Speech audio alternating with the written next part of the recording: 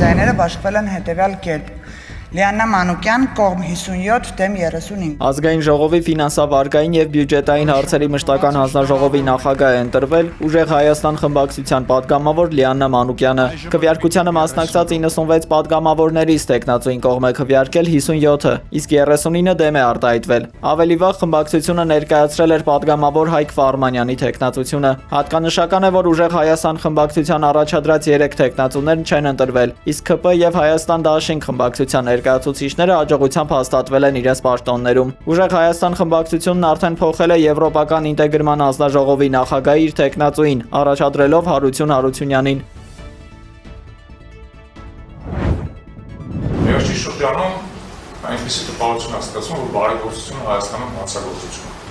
Հայաքվեի համակարգող Ավետիք Չալաբյանը դատարանից ազատ է արձակվել։ Ըստ գործը քննող դատավոր Դավիթ Բալայանի որևէ խափանման միջոց կիրառելու անհրաժեշտություն չկա։ Ոստիկանը ինքը անհապաղ ազատ է արձակվում, Ավետիք Չալաբյանին մեղադրանք էր առաջադրվել ընտրողների ընտրական իրավունքին խոչընդոտելու նախապատրաստության համար։ Քաղաքացիական պայմանագիր խմբակցությունը քաղաքական սաբոտաժի միջոցով փորձում է տապալել ազգային ժողովի բնականոն գործունեությունը։ Խորհրդարանից հայտարարել է Ուժեղ Հայաստան խմբակցության պատգամավոր Էդգար Ղազարյանը։ Օգոստոսի 2-ից մենք աշխատում ենք, արդեն 16-րդ նիստն է։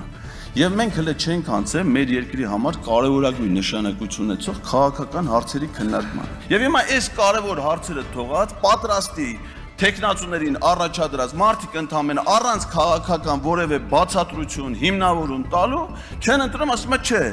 չենք ուզում Նիկոլ Փաշինյանը գա ազգային ժողով։ Բերեք այնքան այս հարցերը քննարկենք, չենք ուզում իրան այստեղ տեսնենք, տենց է ստացվում։ Օրինակ ես անհամբեր եմ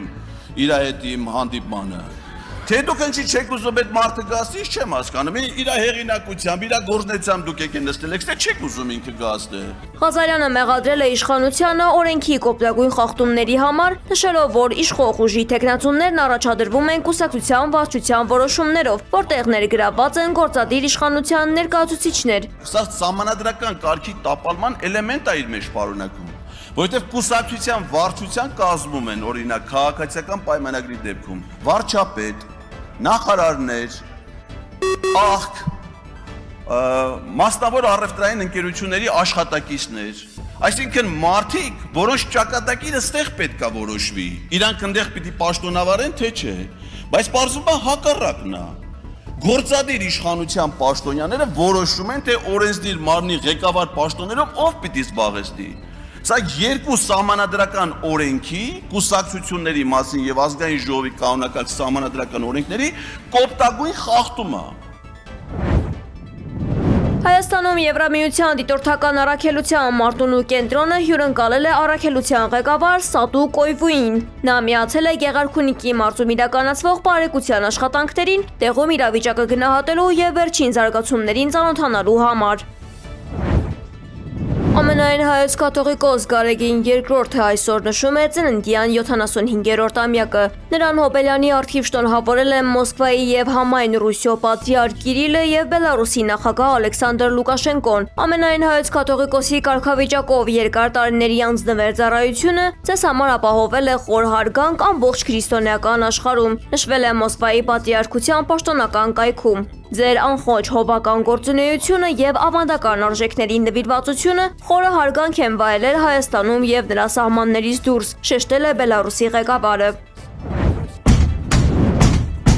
Ռուսաստանի Դաշնության Պերմ քաղաքում այսօր ձերբակալվել է Ադրբեջանի քաղաքացի Ռուսլան Մամեդովը։ Ադրբեջանական Սփյուռքի ներկայացուցիչը մեղադրվում է կաշառքի միջնորդության եւ իրավապահ համակարգի վրա ապօրինի ներազդելու փորձի համար։ Հատուկ գործողությունից հետո իրավախախտի մուտքը Ռուսաստանի տարածք արգելվել է մինչև 2076 թվականը։ Հատկանշական է, որ սա վերջին շրջանում ադրբեջանական համայնքի ղեկավարների մասնակցությամբ արձանագրված միակ դեպքը չէ։ Ավելի վաղ իրավապահները ձերբակալել եւ արտաքսել էին նաեւ Սփյուռքի մեկ այլ առաջնորդի։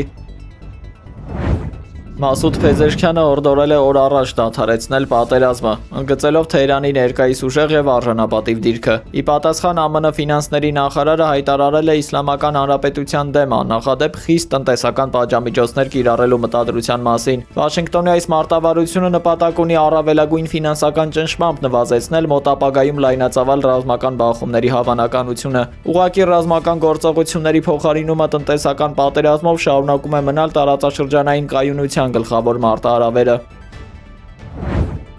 Չինաստանի արտգործնախարարությունը պաշտոնապես մերժել է ԱՄՆ ֆինանսների նախարարության Իրանի դեմ խիստ պատժամիջոցներին միանալու կոչը։ Գերատեսչության խոսնակը նման սահմանափակումները որակել է ապօրինի, քանի որ դրանք չունեն ՄԱԿ-ի անվտանգության խորհրդի հավանությունը եւ հիմնված չեն միջազգային իրավունքի վրա։ Պաշտոնական Պեկինը պնդում է, որ տնտեսական ճնշումներն ու միակողմանի պատժամիջոցները ոչ թե լուծում են խնդիրները, այլ միայն սրում են տարածաշրջանային լարվածությունը։ Չինական կողմը հորդորում է տարաձայնությունները հարթել բացառապես երկխոսության եւ քաղաքական խորհրդակցությունների միջոցով։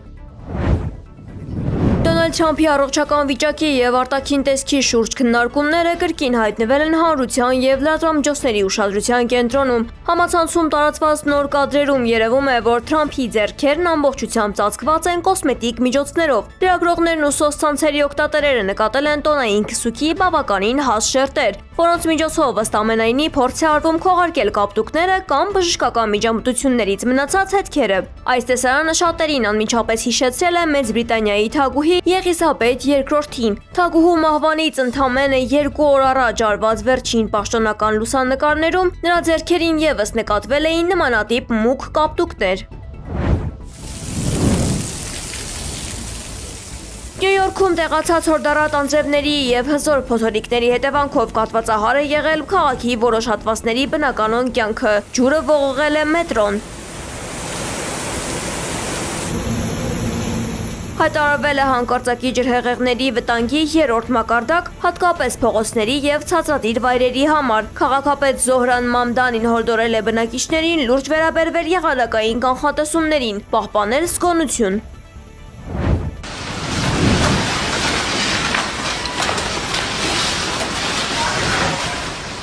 Պերուում 7.2 մագնիտուդ ուժգնությամբ ուժեղ երկրաշարժ է տեղի ունեցել։ Բնական աղետի հետևանքով լեռնալանջերին առաջացել են սողանքներ, օդ բարձրացնելով փոշու հսկայական ամպեր։